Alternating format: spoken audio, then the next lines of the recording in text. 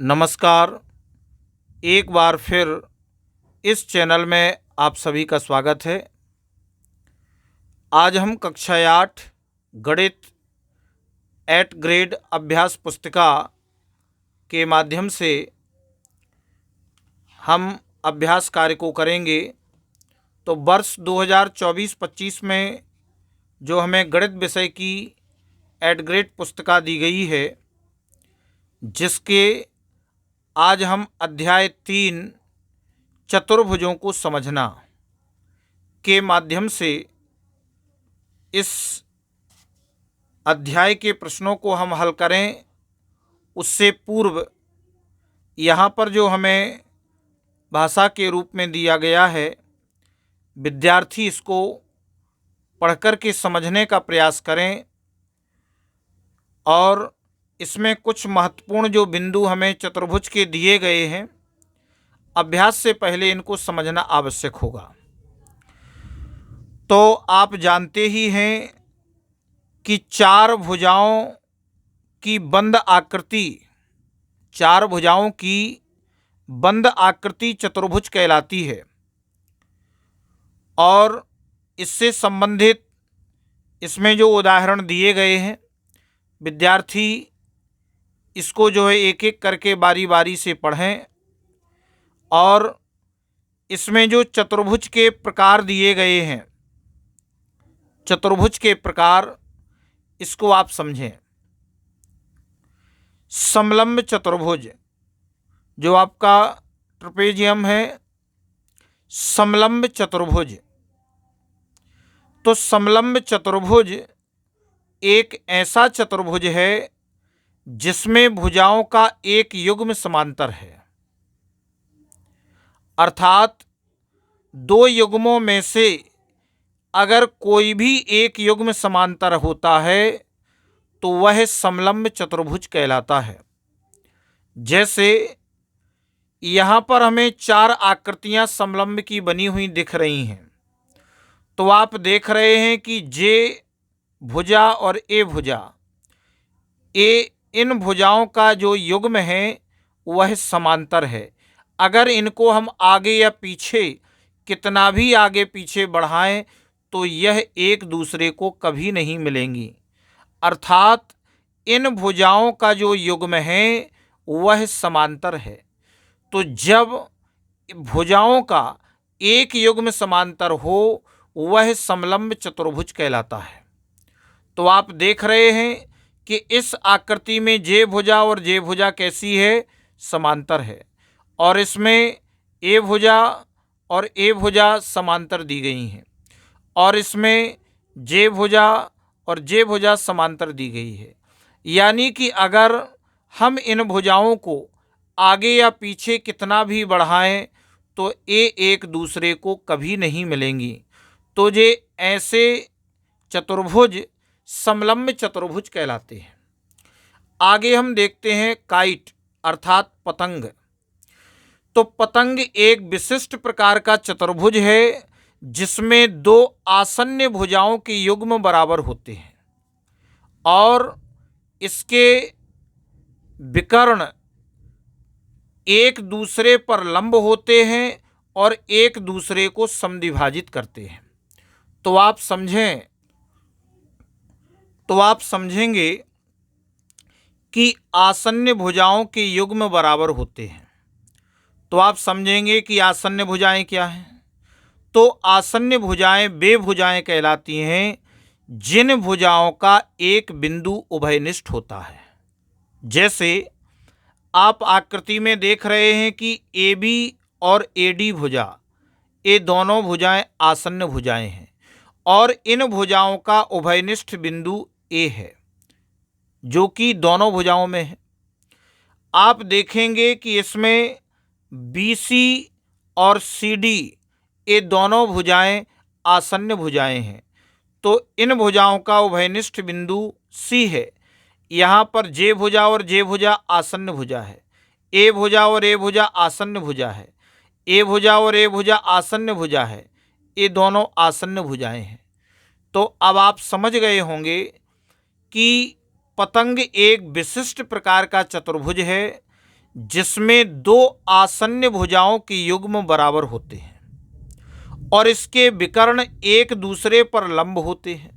विकर्ण, यदि इसमें विकर्ण डाले जाएं तो वह दोनों एक दूसरे पर क्या होंगे, लंब होते हैं और एक दूसरे को समद्विभाजित करते हैं। तो ये इस प्रकार की जो विशेषता है वह किस प्रकार के चतुर्भुज में हुई, काइट, अर्थात जो पतंग के आकार के जो चतुर्भुज होते हैं उनके दो आसन्न भुजाओं के युग्म बराबर होते हैं, विकर्ण एक दूसरे पर लंब होते हैं और एक दूसरे को समद्विभाजित करते हैं। अब आगे हम देखते हैं समांतर चतुर्भुज। तो समांतर चतुर्भुज एक ऐसा चतुर्भुज है जिसकी सम्मुख भुजाएं समांतर होती हैं, सम्मुख कोण व सम्मुख भुजाएं बराबर होते हैं और विकर्ण एक दूसरे को समद्विभाजित करते हैं। तो आप समझें कि जिसकी सम्मुख भुजाएं समांतर होती हैं, यानी एडी भुजा बीसी भुजा के समांतर है, एबी भुजा सीडी भुजा के समांतर है। इस तरह से हम इन आकृतियों में समझ सकते हैं। और सम्मुख कोण व सम्मुख भुजाएं बराबर होते हैं। सम्मुख कोण, तो आप देखेंगे कि कोण डी और कोण बी ये सम्मुख कोण कहलाते हैं। कोण ए और कोण सी ये सम्मुख कोण कहलाते हैं। जिस तरह से कोण ओ और कोण एम, कोण एल और कोण एन ये सम्मुख कोण हैं। कोण पी और कोण आर, कोण क्यू और कोण एस ये सम्मुख कोण हैं। तो सम्मुख कोण और सम्मुख भुजाएं बराबर होते हैं और विकर्ण एक दूसरे को समद्विभाजित करते हैं। विकर्ण, अगर विकर्ण अब इसमें हो जाएगा एसी और बीडी, ये जो दो विकर्ण कहलाते हैं। हम इनमें भी विकर्ण डाल सकते हैं। तो विकर्ण एक दूसरे को समद्विभाजित करते हैं, सम्मुख भुजाएं बराबर होती हैं, सम्मुख कोण बराबर होते हैं। अब आगे हम देखते हैं समचतुर्भुज। अब आप इसमें समझें कि समचतुर्भुज एक ऐसा चतुर्भुज है जिसकी सभी भुजाएं बराबर लंबाई की होती हैं। समचतुर्भुज में एक समांतर चतुर्भुज और पतंग के भी सभी गुण विद्यमान हैं और समचतुर्भुज के विकर्ण परस्पर लंब होते हैं। तो यहाँ आप देखेंगे कि समचतुर्भुज एक ऐसा चतुर्भुज है जिसकी सभी भुजाएं बराबर लंबाई की होती हैं। सम चतुर्भुज, सम यानी समान, चतुर्भुज माने चार भुजाएं, समान चारों भुजाएं। तो समचतुर्भुज में एक समांतर चतुर्भुज और पतंग के भी सभी गुण विद्यमान हैं। तो समचतुर्भुज के विकर्ण परस्पर लंब होते हैं, जैसा कि आप आकृति में देख रहे हैं। अब आगे हम देखते हैं आयत। तो आप इसमें आयत वह समांतर चतुर्भुज है जिसका प्रत्येक कोण 90 अंश का होता है। प्रत्येक कोण 90 अंश का होता है आयत की। इसके बाद आता है वर्ग। तो आप वर्ग में देखेंगे कि वर्ग वह समांतर चतुर्भुज है जिसकी सभी भुजाएं बराबर होती हैं और प्रत्येक कोण 90 अंश का होता है। वर्ग वह समांतर चतुर्भुज है जिसकी सभी भुजाएं बराबर होती हैं और प्रत्येक कोण 90 अंश का होता है। तो हम जानते हैं कि चतुर्भुज के कोण योग गुणधर्म, कोण योग गुणधर्म यानी उसके एक चतुर्भुज के सभी अंतः कोणों का योग 360 अंश होता है। अगर हम चतुर्भुज के चारों अंतः कोणों का योग करें तो वह 360 अंश होता है। और बहुभुज के बाह्य कोणों के मापों का योग किसी बहुभुज के बाह्य कोणों का योग 360 अंश होता है। आप यहाँ देख रहे हैं कि बहुभुज के बाह्य कोणों का योग 360 अंश होता है और चतुर्भुज के सभी अंतः कोणों का योग 360 अंश होता है। तो आगे प्रश्नों को पढ़कर दिए गए विकल्पों में से सही उत्तर चुनकर लिखिए और सामने दिए गए सही घेरे को भरिए। प्रश्न पहला है, किसी चतुर्भुज के चारों अंतः कोणों का योग होता है। जो कि अभी पढ़ा है, तो चतुर्भुज के चारों अंतः कोणों का योग कितना होता है? 360 अंश, अर्थात डी ऑप्शन आपका सही हो जाएगा और उत्तर में लिख देंगे 360 अंश। इसके बाद दूसरा प्रश्न आता है, यदि किसी चतुर्भुज के विकर्ण परस्पर समकोणों पर समद्विभाजित करें तो वह होगा। तो यहाँ पर समचतुर्भुज, समलंब, आयत और पतंग। तो समकोण पर जो समद्विभाजित करेगा वह सी आयत होगा। तो यहाँ पर हम सी में गोला भर देंगे और उत्तर में लिख देंगे सी आयत। इसके आगे प्रश्न तीसरा, षट्भुज के प्रत्येक अंतः कोणों का योग है। षट्भुज यानी 6 भुजाएं हैं और इसको हल करने का जो एक सूत्र होता है कि n-2 इंटू 180 अंश। तो यहाँ पर षट्भुज दिया गया है, तो 6-2 गुणा 180 अंश, तो 4 गुणा 180 अंश, 18 चौक 72, 720 अंश। तो इस प्रकार से षट्भुज के प्रत्येक अंतः कोणों का योग सी 720 अंश उत्तर में लिख देंगे। इसके बाद चौथा प्रश्न आता है, एक चतुर्भुज के 3 कोण बराबर हैं। चौथे कोण की माप 120 अंश है। बराबर कोणों में से प्रत्येक की माप होगी। अब हम देखते हैं कि चतुर्भुज के 3 कोण बराबर हैं, अर्थात 3x, और चौथे कोण की माप हमें 120 अंश दी गई है।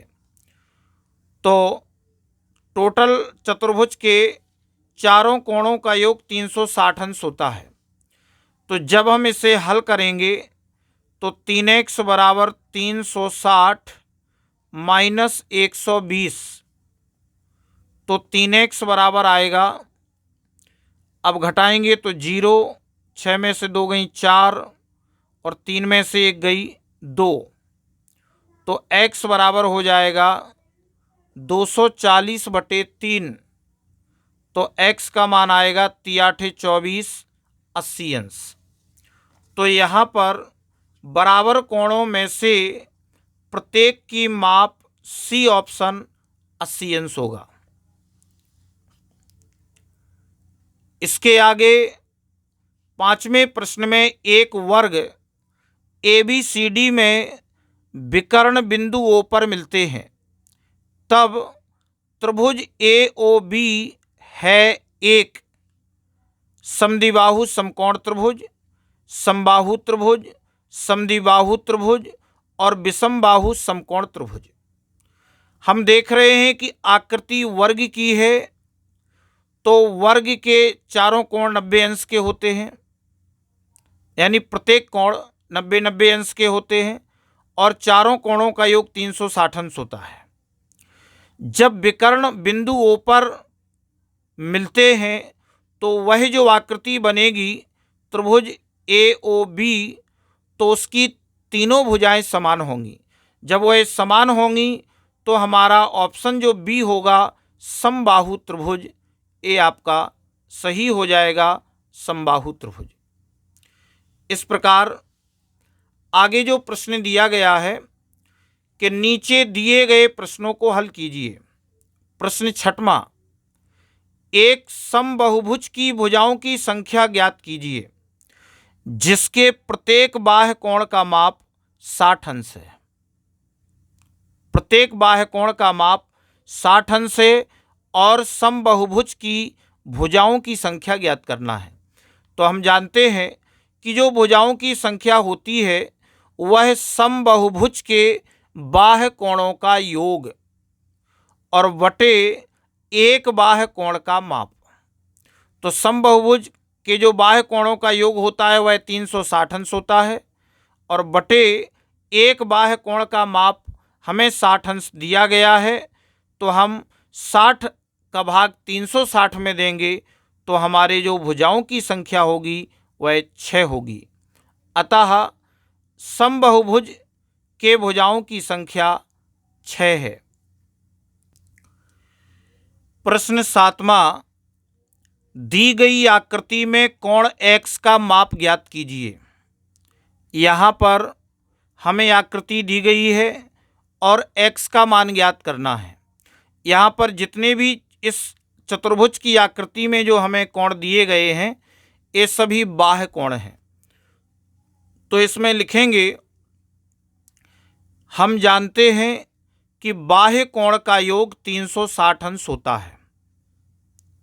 बाह्य कोण का योग 360 अंश होता है, इसलिए 90 अंश प्लस 60 अंश प्लस 110 अंश प्लस x बराबर 360 अंश। अब इन तीनों को जोड़ लिया तो 260 अंश प्लस x बराबर 360। तो x बराबर निकाल लिया 360 अंश माइनस 260, पक्षांतर कर दिया तो 360 में से 260 घटाए तो 100 अंश आ गया। तो जो x का मान होगा वह 100 अंश होगा। इसके आगे 8वां प्रश्न दिया है, एक बहुभुज का प्रत्येक अंतः कोण 108 अंश है, इसकी भुजाओं की संख्या ज्ञात कीजिए। तो आप देखते हैं कि बहुभुज के प्रत्येक बाह्य कोण की माप, क्योंकि जो बहुभुज होता है उसके प्रत्येक बाह्य कोण की माप जो होती है वह 180 अंश माइनस 108 अंश। चूँकि जो 108 अंश दिया गया है यह हमें अंतः कोण की माप दी गई है। जैसे आप इसी आकृति में देख लें कि ये बाह्य कोण की माप दी गई है।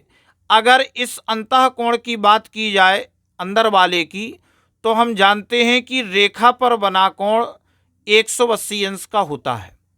तो अगर यह 100 अंश का 110 अंश का है तो यह कितने का होगा? यह 70 अंश का होगा और टोटल मिलाकर के 180 अंश होना चाहिए। तो हमें यहाँ पर बाह्य अंतः कोण 108 अंश दिया है और हम जानते हैं कि बहुभुज के प्रत्येक बाह्य कोण की माप जो होगी वह 180 में से हम अंदर वाले की माइनस कर देंगे।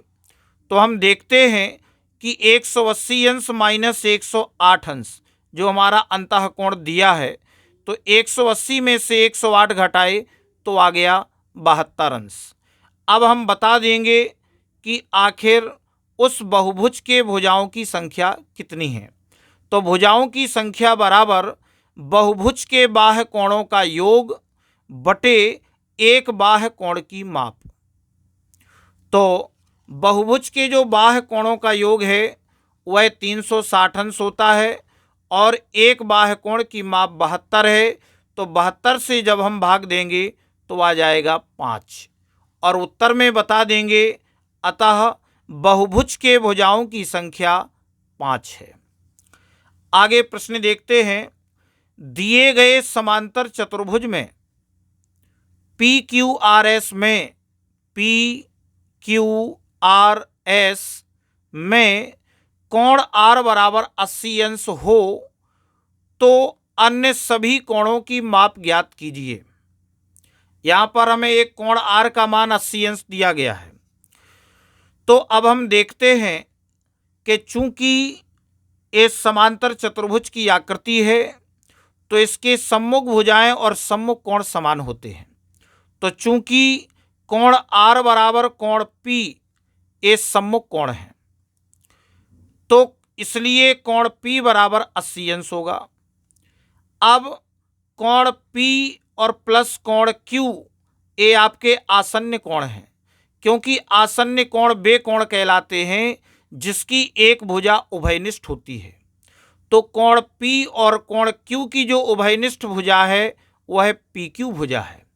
तो कोण P और कोण Q का जो योग होगा वह 180 अंश होगा, और बता देंगे कि ये आसन्न कोण है और आसन्न कोणों का योग 180 अंश होता है। आगे P का मान 180 अंश रखा और कोण Q बराबर 180, तो कोण Q बराबर हो जाएगा 180 अंश माइनस 80 अंश बराबर 100 अंश। तो अब हम बता देंगे कि अब कोण Q बराबर कोण S, कोण Q बराबर कोण S, क्योंकि ये भी कैसे कोण है, सम्मुख कोण है, इसलिए कोण S बराबर 100 अंश। अन्य सभी कोणों की जो माप होगी वह क्रमशः 80 अंश, 100 अंश एवं 100 अंश होगी। अब आगे 10वां प्रश्न देखते हैं कि किसी समबहुभुज के बहिष्कोण का अंतः कोण से अनुपात 1:4 है। इस बहुभुज की भुजाओं की संख्या ज्ञात कीजिए। तो अब आप देखेंगे कि माना कि बाह्य कोण का मान x अंश है, x है, बाह्य कोण का मान x है, इसलिए अंतः कोण का मान 4x। चूंकि जो बहिष्कोण का अंतः कोण से अनुपात है वह 1:4 है, तो बाह्य कोण का मान 1 यानी x मान लिया, और अंतः कोण है आपका 4, तो ये हो गया 4x। आगे तब अब जब दोनों कोणों का योग होगा तो x धन 4x बराबर 180 अंश, तो x और 4x 5x बराबर 180 अंश, तो x बराबर हो जाएगा 180 अंश बटे 5। अब 5 का भाग दे दिया, 5 × 15 और 5 छक्के 30, 36 अंश आ गया x का मान। अब हम भुजाओं की संख्या ज्ञात कर लेंगे कि टोटल 360 अंश बटे 36, तो ये आ जाएगा आपका 10। कितना आ जाएगा, ये आपका 10 आ जाएगा। अतः इस बहुभुज की जो भुजाओं की संख्या होगी वह कितनी होगी, 10 होगी। अगला प्रश्न आता है, दिए गए समांतर चतुर्भुज में x और y का मान ज्ञात कीजिए। हमें यहाँ पर जो आकृति दी गई है इस आकृति में x और y के मान ज्ञात करना है। चूंकि समांतर चतुर्भुज है इसलिए इसके सम्मुख कोण समान होते हैं, तो हमने इसको लिखा 6y बराबर 120 अंश। 6y बराबर 120 अंश, क्योंकि ये सम्मुख कोण है इसलिए बराबर है। तो हमने y का मान निकाला, y बराबर 120 अंश बटे 6, तो 6 दूनी 12, 20 अंश आ गया, यानी y का मान 20 अंश। चूंकि 120 अंश प्लस 5x प्लस 10 बराबर 180 अंश, तो ये कैसे कोण हैं, ये आपके आसन्न कोण हैं, और आसन्न कोणों का योग 180 अंश होता है। तो 120 अंश और प्लस 10 130 अंश प्लस 5x बराबर 180 अंश, तो 5x बराबर 180 माइनस 130 का पक्षांतर कर दिया, तो 5x बराबर आ गया 50 अंश, x बराबर हो गया 50 बटे 5, 5 एकम 5, 5 धाम 50, तो x का मान आ गया 10 अंश। तो अब हम निकाल लेंगे कि 5x प्लस 10 बराबर 5 गुणा 10 प्लस 10, तो 10 पना 50 और प्लस 10 बराबर हो गया 60 अंश। अतः x बराबर हो गया आपका 10 अंश तथा y बराबर हो गया 20 अंश। इस प्रकार से हम 11वें प्रश्न का हल कर लेंगे। अब प्रश्न 12वें में पतंग PQRS में, ये आपका है PQRS, इस पतंग PQRS में x और y का मान ज्ञात कीजिए। x और y इन दोनों मानों को हमें ज्ञात करना है। तो हम सबसे पहले लिखेंगे कि कोण एस और कोण क्यू, एस और कोण क्यू ये दोनों बराबर होंगे। तो वाई जो दिया गया है तो कोण क्यू का मान भी 110 अंश, क्योंकि ये सम्मुख कोण है और इसलिए y बराबर हो गया 110 अंश। अब हम जानते हैं कि इसके चारों कोणों का योग 360 अंश होता है। तो 100 अंश 110 अंश प्लस 60 अंश प्लस 110 अंश और प्लस x बराबर 360 अंश। इन तीनों को जोड़ लिया तो 280 अंश प्लस x बराबर 360 अंश। तो x बराबर हो गया 360 अंश माइनस 280 बराबर कितना आ गया 80 अंश। इस तरह से x का मान 80 अंश और y का मान आ गया 110 अंश। अब 13वें प्रश्न में कहा गया है कि दिए गए आयत, अब यहां पर हमें एक आयत दिया गया है, ध्यान देंगे, PAIR में, PAIR में कोण ARI, कोण ARI यानी ए वाला कोण, ए कोण, और कोण RMI यानी ए वाला कोण, और कोण PMA, कोण PMA यानी ए वाला कोण, ये हमें तीन कोण क्या करना है, ज्ञात करना है। तो इसके लिए सबसे पहले हमें कोण ARI ज्ञात करना है। तो आप लिखेंगे कोण ARI, कोण ARI बराबर, अब देखो कोण AR और I, आप देखते हैं कि ये समकोण त्रिभुज बना हुआ है और इस त्रिभुज के तीनों कोणों का जो योग होगा वह कितना होगा, 180 अंश होगा। और यहाँ पर जो कोण बन रहा है वह समकोण बन रहा है, यानी कि यहाँ पर 90 अंश का कोण बनेगा। यहाँ पर 35 अंश दिया है, इस कोण को हमें ज्ञात करना है। तो हम टोटल 180 में से 35 और 90 इन दोनों को जोड़ करके जब घटा देंगे तो हमें इस कोण आर का इसका मान मिल जाएगा। तो 180 में से 90 और 35 125 घटा दिए तो आ गया 55 अंश। तो हमें इस कोण आर का मान कितना मिल गया, 55 अंश। अब दूसरे नंबर में हमें ज्ञात करना है कोण RMI। अब देखो कोण RM और I, यहाँ पर इस कोण को ज्ञात करना है और इस पूरे कोण का मान है 90 अंश। लेकिन हम जानते हैं कि अगर कोण इसका मान और इसका मान, ये दोनों कोण कैसे होंगे, बराबर होंगे। क्यों होंगे, क्योंकि ये दोनों भुजाएं बराबर हैं और बराबर भुजाओं के सम्मुख कोण समान होते हैं। बराबर भुजाओं के सम्मुख कोण बराबर होते हैं और बराबर कोणों की सम्मुख भुजाएं बराबर होती हैं। तो हम बता देंगे कि RMI में 180 अंश, टोटल 180 में से जब हम इसका मान 55 अंश और इसका मान 55 अंश दोनों को जोड़ करके घटा देंगे तो 180 माइनस 110 अंश तो आ गया 70 अंश, यानी इस m का मान हमें 70 अंश मिल गया। अब आगे हम देखते हैं कोण PMA। तो हम निकालते हैं कि कोण PMA बराबर कोण RMI, कोण RMI ये दोनों इसलिए बराबर हैं और 70 अंश के होंगे क्योंकि ये शीर्षाभिमुख कोण हैं।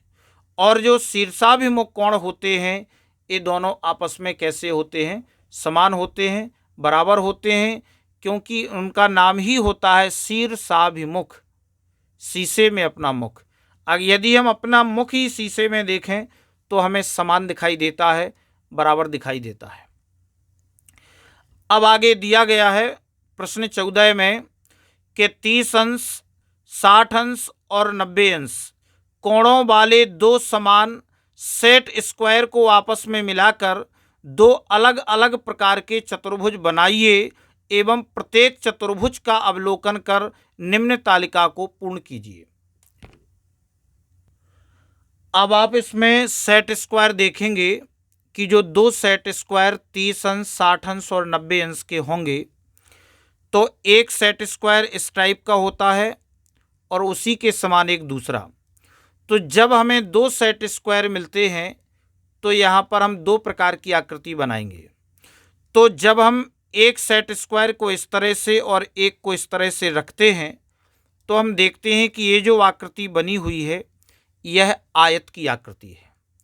तो एक आयत की आकृति बन रही है और दूसरी आप देखेंगे कि जब इन्हीं दोनों सेट स्क्वायर को हम इस तरह से रखेंगे तो अब आपका समांतर चतुर्भुज बन रहा है।